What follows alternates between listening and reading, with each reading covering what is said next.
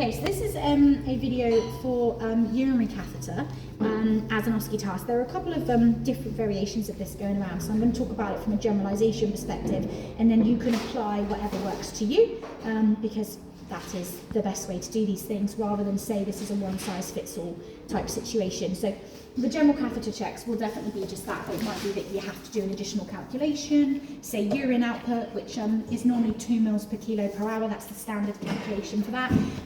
It might be that you have to do a dipstick, it might be that you have to do neither of those things and you just have to do a urinary catheter check. There is a couple of different variations out there, so just, if in doubt, always consult your awarding organisation. So I've put my PPE on and I'm going to grab some cotton wool and I'm going to start by doing my urinary catheter checks. So if I was checking this, I'd obviously greet my patient who would be sat nicely in a kennel. I'm assuming I'm greeting him in a safe environment and he's already restrained. So I would just greet him, check he's okay, and then I'd come by and I'm just checking to make sure that the catheter is patent, it doesn't look like it's been chewed or mutilated, so we've not got any kind of trauma or been biting at it, obviously cue the cone. I'm then going to get my piece of clean cotton wool and just rub it down the tubing. And every now and again, I'm just going to check it to make sure I've not got any obvious leaks. Any kind of orange contamination on the cotton wool at this point would indicate that maybe the tubing's become trapped or open from a kennel door or from the cat chewing it, and potentially could engage that there might be a leak within this system. So there isn't, so that's great. So then I'm going to close the top cap off, and it is a bit of a clip to do so. So that will stop urine running from the cat into the bag. And then obviously got my bag. So I'm going to grab my measuring jug, hold the port over, you push the port across, and then it is open and it's draining into the jug as we speak. I'm going to give it a gentle squeeze, close it back off, give it a little wipe on the end, put that in the bin, and open that valve, which is really important because otherwise our cat is not going to be able to pee into his bag. So make sure you open that valve back up. Now I've got my urine, I'm going to do a visual examination. So on this hospital sheet I've got a variety of different information to add, so I'll just fill in some of the details. You can assume your pen is dirty in most tasks. Again, if you've got any questions on that, consult your AO, but this is a lab-based task, so you can assume it would be okay. So I'm just going to fill these bits in based on the scenario that you're given, but for generalisation today, I'm just going to fill it in.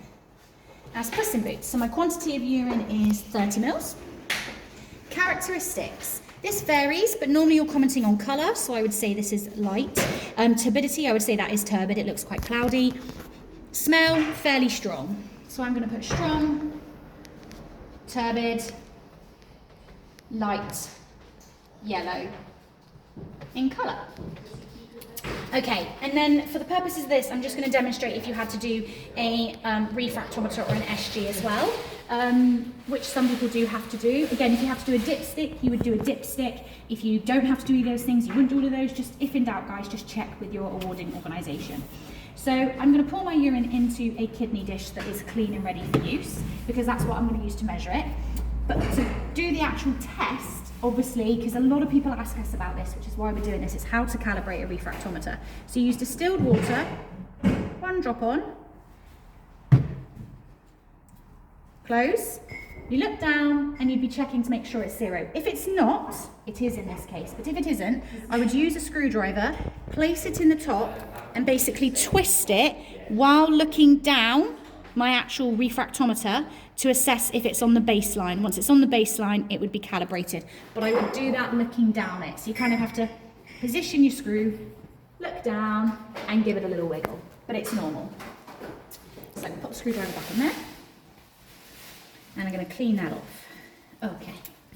And that would, again, that can go in the offensive bin, clinical waste bin, hazardous waste bin. Just depends on your awarding organisations. So, I did pick to put on large gloves for this task for some reason, which are actually ginormous for my fingers. Did not make my life easy. And use then what's enclosed in sterile pipettes.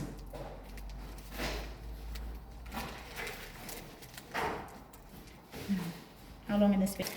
The real situation as to what happens in your exams when you have to open things that you weren't prepared to open. So, I would pick up a sample of my urine, drop a dot on.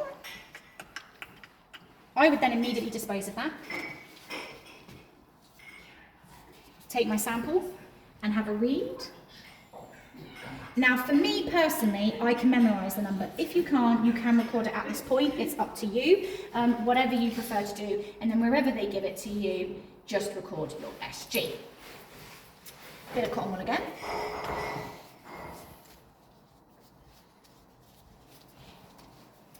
Distilled water to clean it, because yes, guys, you do have to. For some reason, this is probably more asked about. Like, we have more questions asked about this than we do about like dipsticks. Maybe because it's more common, I don't know. Give it a good clean with your distilled water and then put it back. So you've recorded your sample, your patient you're assuming you've left, so you're quite happy, you've done your observations. So I would then break off a load of cotton wool. I would soak up my urine using the cotton wool. If you have blue roll or something different, it's also completely okay. Again, you can consult your AO if you have any questions. I'm just demonstrating with cotton wool for today. Be happy that you've popped everything you need in your waste bin. Again, offensive, hazardous or clinical, PPE in the bin, apron off. And that is one of the different kind of ways that you can do your urinary catheter checks or task.